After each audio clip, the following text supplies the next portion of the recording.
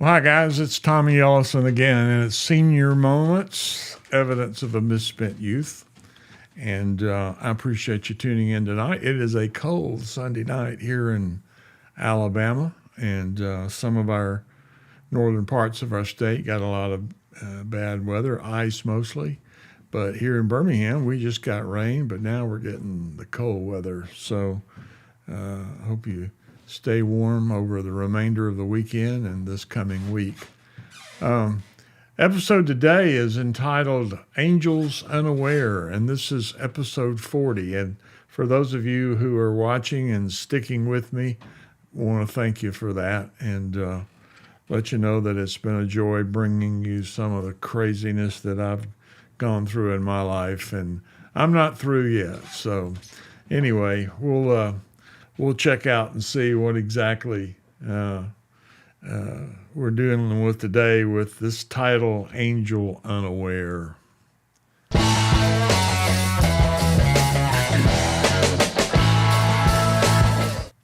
You know, we've all seen them. They're standing on the exit ramps and sitting on curbs and holding cardboard signs, little cardboard signs, typically, accompanied by an old shopping basket from who knows where. And, some ask for food and some ask for gas, money, and some have a little broken radiator belt wanting to know if you give them some money so they can go buy a new radiator belt and get home to their families. And some just ask for money because they want money. And over the years, I've kind of accumulated a handful of stories that kind of still, let's just say it messes with my head, okay? And it's not because I got taken on several of them, but it's mostly because, I might have been tested. And well, let me explain what I mean by that. In this one particular episode, as it were, there was this big guy in Atlanta, big black dude. It's a hot summer day in Atlanta. Those of you who've ever worked in Atlanta or visited in the summer, you know what I mean. Just city seems to hold the heat. And here's this big dude. He's standing right at the top of the interstate exit ramp, right off of I-85 South. And he's got this tiny little sign, about the size of a sheet of 8.5 by 11 folded in half, little tiny sign, but it's made of cardboard, like he's cut it out of a cardboard box. And then kind of crudely written, in what appears to be a crayon, are the words, and I quote, "To be honest, I just need $1 for a beer."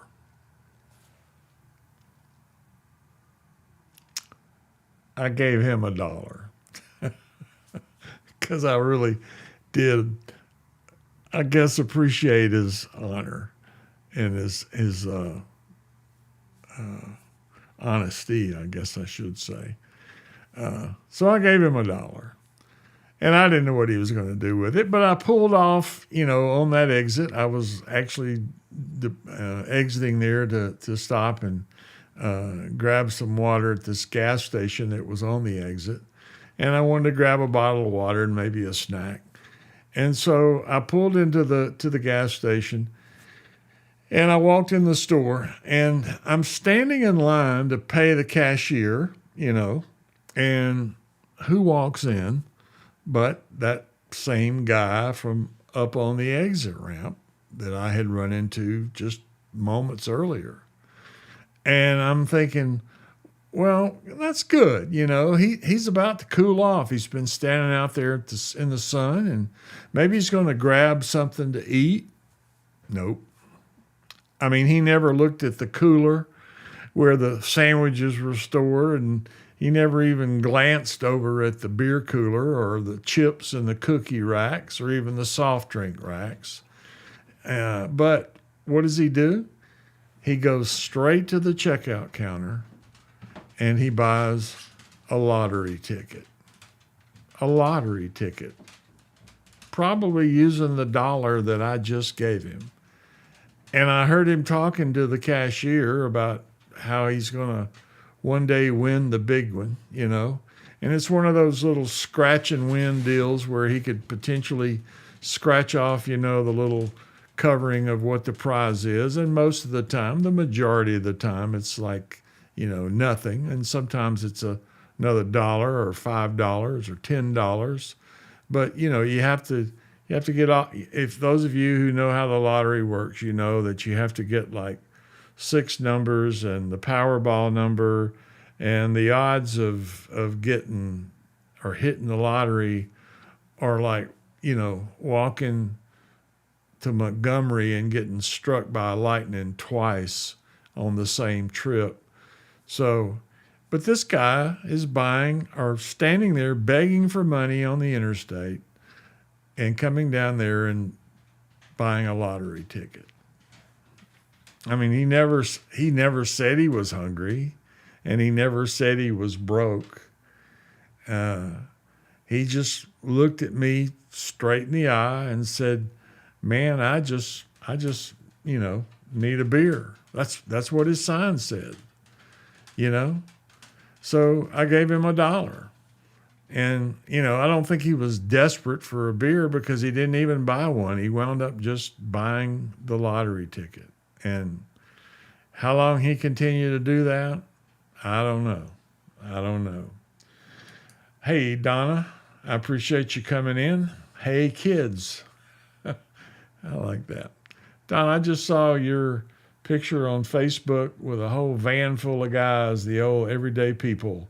And I listened to the mix a little bit. And, of course, y'all are always good with the combination, but everyday people were great. So thanks for tuning in tonight and watching. Well, anyway, that was my Atlanta episode. And then there was this guy in Meridian, Mississippi. I'm walking into the BP station right off the exit, entering Meridian. I'm sure most of you have ever traveled through Meridian. You know exactly the exit I'm talking about. It's right there on 59 South, like you're headed towards the split where 20 heads on to Jackson and 59 heads to Slidell. And, you know, I was sitting there, I was walking into the store, and there's this guy standing outside the door, and he's asking for some money for food. And I don't recall whether he had a sign or not. I don't think he did in my recollection of those moments. But I was tired, and I'd been driving all day, and I really needed to get to New Orleans before nightfall to find a hotel there where I was working the next day. And so I went inside, paid for the gas that I had just pumped, and walked over to grab a snack. And that's kind of when it hit me. Guilt. I mean, I got to thinking about that guy at the front door, and it started to bother me. So what did I do? I went back to the food counter, grabbed the kind of one of those pre-made sandwiches, you know, an apple, a bottle of cold water, and I even think I bought an Oreo cookie package. You know, I love Oreo cookies with milk. But anyway, I think I bought an Oreo cookie package, and I had the guy at the register bag it separately from my stuff. And as I was leaving and walking out the door, I looked at him and I told him, I said, "You know what? I can't give you any money, but I would like to give you, you know, some food so you won't be hungry. And, you know, maybe, you know, if he's really hungry, you know, it would satisfy him for a time." And so that was my, I guess, compromise from giving the guy money. And he looked at me, and he took the bag, and, you know, like I said, I had it bagged separately by the cashier just to kind of, well, really to save time as I made my getaway. I didn't want him, you know, reaching into my bag and giving him the stuff out of my. I was just trying to save a little time and kind of minimize the amount of time that I was going to be talking with him, honestly. And I felt guilty about that. And I went to the car, and I got in, and I cranked it up, and I proceeded to leave the parking lot in front of the gas station. And, I don't know why, but for some reason, I reached out to adjust my rear view mirror, so I could, it was a little out of whack. I'm not sure why. But anyway, as I'm looking in my rear view mirror, I can see the front of this gas station behind me, and I see this guy holding the bag that I had just given him, and he had stopped somebody else that was coming into the store, and I don't know for a fact, but it appeared to me he was trying to sell the guy the bag of food that I had just given him. I mean, I could see that transaction trying to go down. And I don't know, I don't remember, I didn't stay around to see if the guy actually got it from him or what the deal was, but thought struck me. I said, I don't think he was hungry. I think he wanted money, and I was just too naive to figure that out. And I was really ticked off. And had I not been in a hurry, I probably would have backed up and gotten out of my vehicle and given him a piece of my mind. And looking back, I'm glad I didn't, because he might have pulled out a weapon and given me a piece of lead. But you never know. But that incident really, really stuck in my mind, because my effort to be, the Good Samaritan, didn't seem to pan out the way it did with the Samaritan and the man that fell in the ditch. And it really stuck with me, and in a way it still does. And I got a conversations going on here. Donna, so those were, I guess this is two parts, Donna. You're right. Those were and you hit return maybe, and then you follow up with the days. So I appreciate your efforts there. I would have thought you knew computers a little better than that. I know you do. And Benita Bowen, otherwise known as Benita Brooks, said yes, they were. And Al Arnold, who has also joined us, comes on and he says,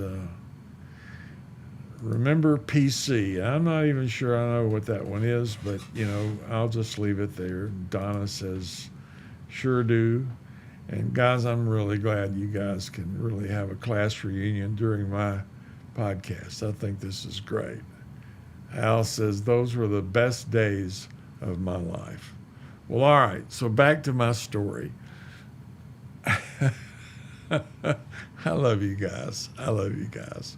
Now, the reason that incident in Meridian kind of stays with me is because it was that episode that hardened my heart towards any panhandler, trying to take advantage of my good nature and charity and the charity of folks, traveling on the highway, just trying to get from point A to point B. And these guys are trying to, take advantage of them. And then there was another incident where I was double teamed. And I'll tell you one more, and this is it. And this one really kind of takes the cake, because I'm in Tuscaloosa, and I stop at the Best Buy down there to grab a phone charger, because I had, absentmindedly run off and left mine at home in my office, and so I didn't have a phone charger, and I needed to charge my phone. And so as I'm walking into the Best Buy, standing outside the door there of the Best Buy was a man, and a few yards away from him there was a woman. And the Best Buy, if you've ever been in one, there's actually two sets of doors. There's doors going in and there's doors going out, but you can really do both. So it was like they were working both doors together to make sure they didn't miss somebody. And of course, they were, working the people and trying to charm them out of their money. And so I entered the store and bought my charger. And the guy had asked me for money, and he looked kind of rough, and he sounded kind of convincing, and I passed. Again, hardening of the arteries here. So I go in, I pay for my phone charger, and I leave the store. And now, as I walk out, the two of them are gone, disappeared. And I didn't know it at that moment, what had happened to them, but was, frankly, somewhat relieved by the fact that I wasn't going to have to walk across their path again and make excuses for not giving them any money. Does this happen to you? I mean, it happens to me. So, but do you feel that guilt, when you tell them no? Because I do. And I guess I'm just an old softy, But I go to my vehicle, I crank the car, I get the air conditioning running, and I turn the radio on, and I'm listening to Donna Hardy sing Gee Whiz. Not really, but it seems germane to the podcast today.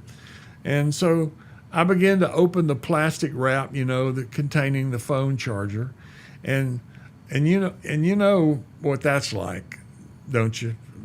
Trying to get the plastic off of those things, the packaging that they do. And I know they don't want thieves taking their merchandise out of the store, but I'm convinced they don't even want their customers using it either, because it was very, very difficult to unwrap. And all during this time, or during this episode, time is passing. So I'm probably sitting in the car maybe 5 or 10 minutes wrestling with this wrapper on this darn phone charger. And during that wrestling match, I look up, and 2 rows over in the parking lot, I'm looking, I see a woman walking towards a truck, and she's carrying a takeout box, actually several takeout boxes, and she's getting in the front seat of the truck. And I realized the man that I saw at the door of the Best Buy was sitting in the driver's seat. She jumps in the passenger seat. And it was there where they started to open their takeout from, of all places, the Outback that sat adjacent to the Best Buy. They began to eat it, right there in the front seat of their truck in the parking lot. Now, can you picture what I'm telling you? Now, here are 2 people. They're begging for money, claiming to be hungry. And when they get enough money, they go and blow it on a high-priced takeout meal from the Outback, which is, not necessarily inexpensive. It's kind of a high-end place, Oh, and did I mention it was a late model pickup truck? And I'm not sure, but I think it was a newer car than the one that I was driving. And again, that's when I realized something. This guy and his wife are running a very efficient scam. And I don't understand how the world works anymore. That was my observations about them and about myself. Well, here's the problem. Over the years, I've collected a handful of moments that still mess with my head. Not because I got taken, but because I'm unsure about what my reaction should be when I encounter these panhandlers, I'll call them, and these situations that present themselves. And to make matters worse, I'm a Christ follower, and that's where the scripture kind of sneaks in. because there's this place in the Bible. It says, some have entertained angels without knowing it. In other words, they've extended hospitality to individuals who are really angels without their angelic being realized. And I don't know if these guys, were angels or not. I mean, I'm looking at these guys that sit on the side of the road, and I don't know, to me, they had been in this situation that was developing in my mind, they want a buck for a beer or a buck for food or a buck for gas or, the guys that say we'll work for food, and you try to hire them and they've got all the kinds of excuses as to why they can't actually go with you to do the work, but yet they would be glad to take your money because they're waiting on a friend, blah, blah, blah. I saw a guy one day over in Atlanta. He had a sign that said, "We'll consult for food." I'm just kidding about that. I didn't really see that. But anyway, so the big question that pops up in my mind is, are these guys panhandlers or are these angels? And maybe the point isn't who they are. Maybe the point is who I was in that moment. Did I help? Did I laugh? Did I laugh them off? Did I stay human? Because, grace doesn't mean being foolish. And discernment about things like this doesn't always mean being cold. And for a number of years, my rationale in refusing to help these guys, was always maybe blaming them for their bad choices. And that may be true. That might be exactly why they're in the situation that they're in. And I'm sure it was for some of them. And some of them, I'm thinking they've just figured out another revenue stream that doesn't require a lot of responsibility or work. All right. And they just may be greedy and rather beg to make money than to get a real job. I don't know. I don't really know the answer. And each individual situation is just that, an individual situation that may vary from one to the other. But you know what? At this stage of my life, I'm making an effort, and I've decided to rather risk being kind than being right or correct and miss the moment to fulfill the verse about extending hospitality. I'm going to repeat that. I'm making a decision and taking the risk of being kind rather than being correct in my judgment about whether they should be doing that or not. It's not really my call, is it? I'm not sitting in a judgment seat about them. Were these men and women angels, or were they con men? Or something else entirely? And maybe the real question isn't who they were. Maybe it's who I am, standing there listening to their story or reading their little signs. It isn't about answer. It's about the pause, the tension, and the choice I make. And then that choice makes a difference. Well, what say you? Have you got an opinion about this? Would you leave it in the comments below, and I would be glad to read it and comment back if necessary. But in the meantime, I want to thank you again for helping me celebrate episode 40 of Senior Moments, and I look forward to seeing you again next week live at 5, Sunday evenings. And I hope you guys have a nice week and stay warm. Have a great weekend.